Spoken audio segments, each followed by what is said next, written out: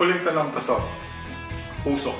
Ano yung inilalagay ng Panginoon sa inyong puso ngayon na nakikita nyo na gustong gawin ng Panginoon sa kabuuan ng IRMU?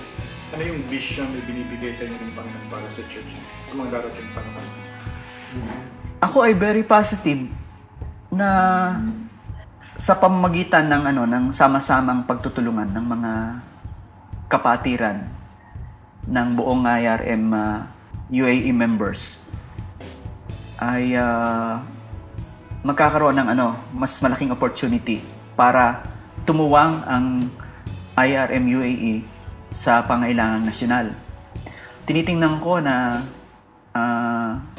maybe after 5 to 7 years from now, ang IRM UAE ay magagamit ng Panginoon upang maging isang paraan ng pagbe-bless niya sa national organization ng IRM. Tumuwang ito sa mga gawaing pagmimisyon at pagpapalaganap ng kaharian ng Panginoon. At maging sa kalagayan ng mga manggagawa sa hinaharap.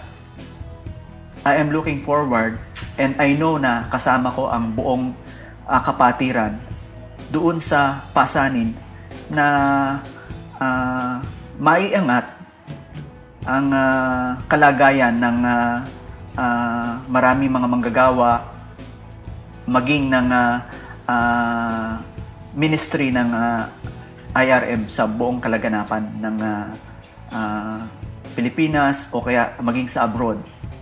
Naniniwala ako na by His grace, maaabot ang mga pangitain na yon in the future. Pahabol na tanong, Pastor, bago tayo magtapos.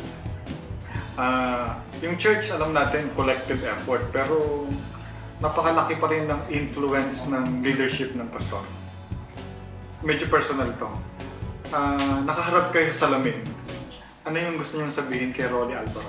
Kung tatanungin ko sarili ko, sasabihin ko na sa napakaraming mga manggagawa ng Panginoon na nagpapagal para sa kanyang gawain at hindi matatawaran ng kanilang mga pagtatalaga ng buhay.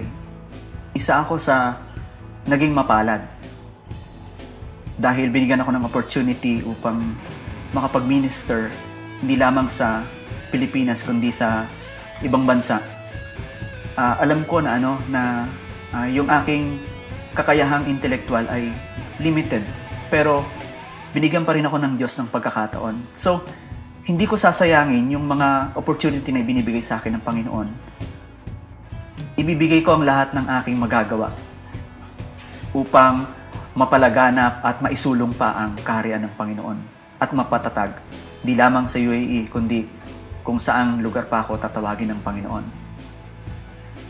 Maraming mga tao ang dumadaan sa ating buhay, pero iilan lang yung mga taong nagmamarka at nagiging masyadong impluwensya.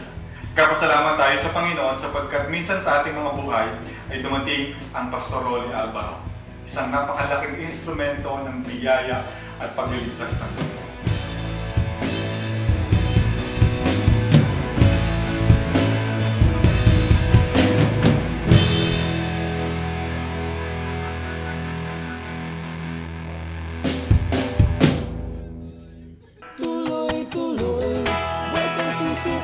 Kaibigan ko, di ka mabibigo.